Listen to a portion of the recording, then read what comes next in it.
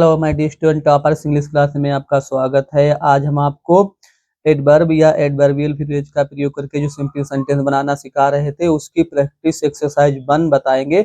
और हमने इसमें डियर स्टूडेंट्स 10 सेंटेंस लिए हैं जो काफ़ी महत्वपूर्ण है और हम आपके सारे डाउट जो है वो क्लियर करेंगे आज, ताकि आपको एडवर्ब या एडवर्बियल फ्रेज का प्रयोग करके कोई भी सेंटेंस जो आप बना रहे हैं उसमें कोई भी परेशानी ना आए और आप आसानी से इन्हें बना सके। लेकिन उससे पहले आपसे रिक्वेस्ट है कि डियर स्टूडेंट्स, आप मेरे चैनल टॉपर्स इंग्लिश क्लास को सब्सक्राइब करें, मेरी वीडियो को लाइक करें, शेयर करें और बेल आइकन पे जरूर प्रेस करें ताकि आपको नोटिफिकेशन मिलते रहे। तो डियर स्टूडेंट्स आइए देखते हैं।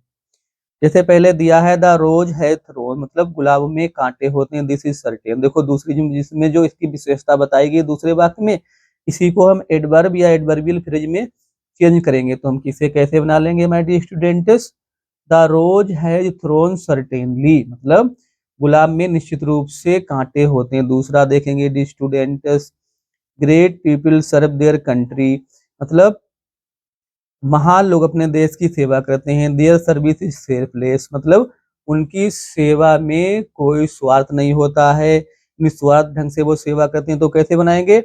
Great people serve their country selflessly, हमने एडवर्ब का प्रयोग कर दिया, मतलब महान लोग अपने देश की सेवा बिना किसी स्वार्थ के करते हैं, बिना किसी मतलब के करते हैं। अगला देखेंगे dear students, he was at fault, वह मतलब दोष पर था, मतलब वह गलती पर था। There is no doubt about, मतलब इसका मतलब है नो डाउट अबाउट अनडाउटली, मतलब निसंदेह रूप से वो गलती पर था। तो डियर स्टूडेंट ऐसे जो सेंटेंस होते हैं जहां से वर्ब बी होती है वहीं पर हम एडवर्ब का प्रयोग करेंगे। तो कैसे बनाएंगे? He was undoubtedly at fault, मतलब वह बिना किसी शक के, बिना किसी शंका के गलती पर था। अगला देखेंगे dear students, he went to market, देखो बाजार गया। ही वाज इन आ हरी, मतलब और जब वो बाजार गया तो मतलब वो जल्दी में था। तो हम कैसे बनाएंगे? He went to market in a hurry, adverb का प्रयोग कर देंगे डियर स्टूडेंट्स। अगला देखेंगे अगला सेंटेंस, आई थैंकेड हिम, मैंने उसे धन्यवाद दिया। I did it with all my heart, ठीक है।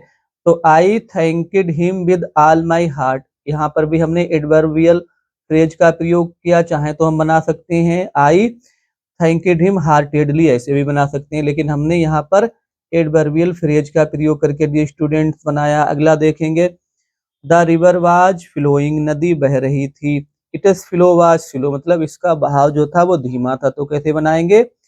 The river was flowing slowly, नदी धीरे धीरे बह रही थी। अगला देखेंगे डियर स्टूडेंट्स, सातवां काफी इंपॉर्टेंट है dear student, he did it, उसने ये किया। He did it with a great success, मतलब बड़ी सफलता के साथ उसने ये काम किया। तो कैसे करेंगे बनाएंगे? ही डिड इट हमने लिख दिया, और एडवर्बियल फ्रेज जो होता है वो ऑलरेडी वाक्य में दिया होता है डियर स्टूडेंट्स, वहां से हम इसे उठाकर इसमें दूसरे पहले सेंटेंस में ऐड कर देंगे और कुछ नहीं करेंगे। ही did it with a great success, बस बन गया, पहले से ऑलरेडी दिया था पहले। आठवां देखेंगे, ही स्पेंट ऑल हिज मनी, उसने अपना सारा धन खर्च कर दिया।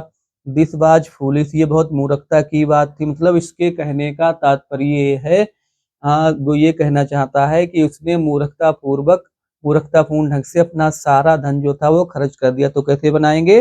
ही spent all his money foolishly, जो फूलिश एडजेक्टिव है इसमें हम एल वाई ऐड करेंगे तो ये क्या बन जाएगा? एडवर्ब। ही spent all his money foolishly, उसने अपना सारा धन मूर्खतापूर्ण तरीके से, मूर्खता के साथ, मतलब उसने खर्च कर दिया।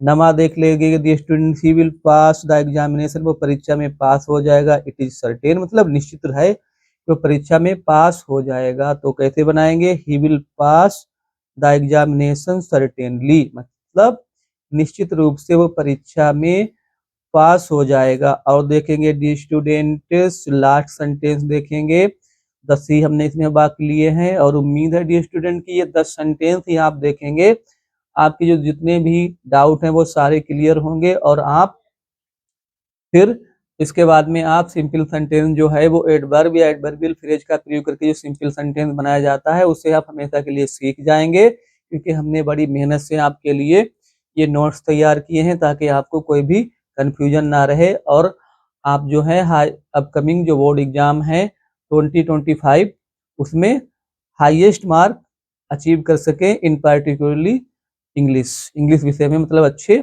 आप नंबर प्राप्त कर सकें। तो कैसे बनेंगे? द लीडर स्पोक, नेताजी जो थे वो उन्होंने कुछ देर भाषण दिया, कुछ देर वो बोले। He spoke for a few minute, कुछ ही मिनटों तक। तो कुछ भी नहीं करना है स्टूडेंट, द लीडर स्पोक इतना हमने लिख लिया और एडवर्बियल फ्रेज पहले से दिया, एडवर्बियल फ्रेज में है फॉर अ फ्यू मिनट्स। तो क्या बनाएंगे डी स्टूडेंट्स?